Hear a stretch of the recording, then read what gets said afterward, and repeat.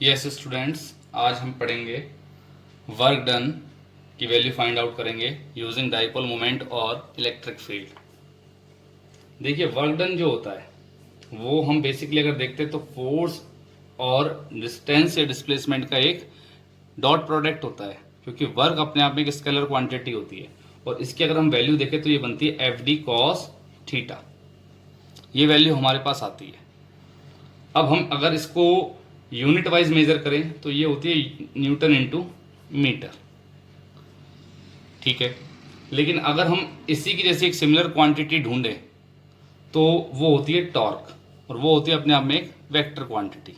लेकिन वो भी यही होती है, फोर्स इंटू डिस्टेंस या डिस्प्लेसमेंट, जो परपेंडिकुलर डिस्टेंस लेते हैं हम, लेकिन उनका वो होती है क्रॉस प्रोडक्ट।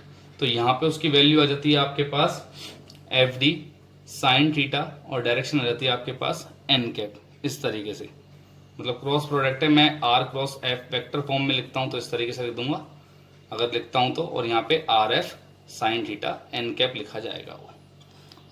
वो फॉर्मूला के फॉर्मेट हो गया। अब हमारे पास यहाँ पे तो दो चीजें हैं, एक तो पी डाइपोल मोमेंट और एक ई इलेक्ट्रिक फील्ड।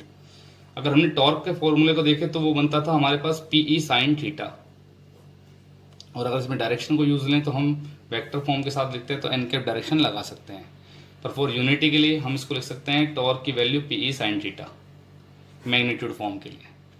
तो अगर हम वर्क पे जाते हैं तो एक तो शॉर्टकट है इसका देखने का कि डॉट प्रोडक्ट बन रहा है, तो यहाँ से अगर इसका डॉट प्रोडक्ट देखते हैं तो भाई पीई, तो इसके अंदर वैल्यू आ ही रही है, क्योंकि ये जो पीई है ये डायमेंशनली इसको बैलेंस कर रहे हैं। साइन थीटा अपने आप में एक एंगल होता है जो डायमेंशन लेस होता है, और वर्क अपने आप में एक स्केलर क्वांटिटी होती है, तो इसकी वजह से साइन थीटा की जगह यहाँ पे क्या आ जाता है कॉस थीटा, ये चेंज होता है।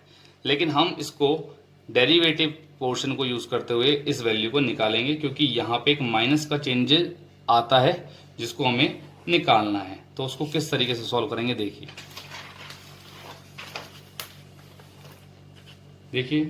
वर्क को लिया मैंने, तो वर्क को रिलेट कर रहा हूं मैं टॉर्क से।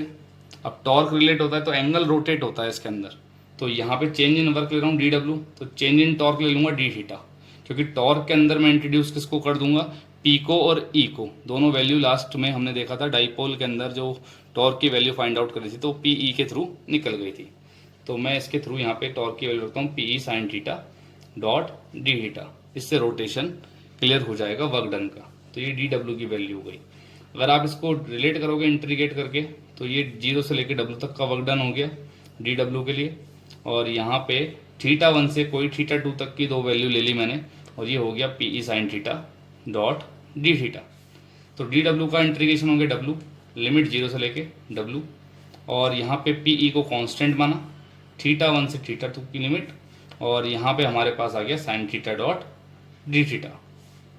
उसके बाद देखते हैं हम, तो डी डब्ल्यू में higher limit minus lower limit W minus 0, P E as it is sine theta का हमने बनाया कॉस थीटा, लिमिट थीटा 1 से थीटा 2, यहाँ पे डब्ल्यू माइनस 0 डब्ल्यू आया, P E as it is, इसके अंदर हमें हायर लिमिट और लोअर लिमिट देखनी है, तो यहाँ पे लिखी गई है कॉस थीटा है यहाँ पे।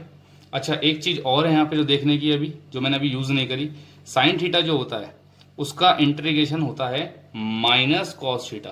क्या होता है माइनस कॉस थीटा, तो यहाँ पे माइनस कॉस थीटा आ गया।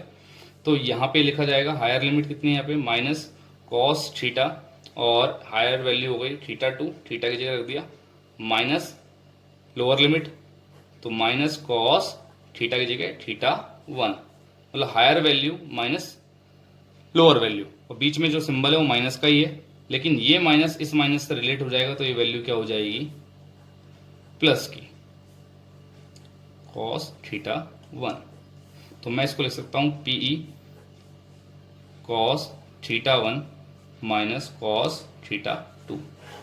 ये वैल्यू हमें वर्क डन की मिली। अगर नॉर्मल प्रोसीजर से देखते कि लिमिट के बिना अगर इस चीज को मैं यूज में लेता तो यहाँ पे जो डब्ल्यू की वैल्यू बनती वो बनती माइनस पीई कॉस थीटा, क्योंकि लिमिट लेस क्वांटिटी होती तो यहीं सॉल्व हुआ गया था कि डब्ल्यू की जो वैल्यू निकली थी वो PE multiply with minus cos theta, ये वैल्यू लग गई थी। तो ये हमने जो वैल्यू है यहाँ पे पुट करके निकाल दी। आप इसके अंदर थीटा की वैल्यू 0 डिग्री, 90 डिग्री, 180 डिग्री इनके ऊपर पुट करके इनकी वैल्यू फाइंड आउट कर सकते हो। जैसे cos 0 पे होता है 1 तो W की वैल्यू हो गई माइनस PE, cos 90 पे होता है 0 तो W की वैल्यू हो गई 0, cos 180 पे होता है -1 तो इसकी वैल्यू हो गई प्लस PE। तो इस तरीके से डिफरेंट वैल्यू आपको यहाँ पे मिल सकती हैं इनकी। Thank you.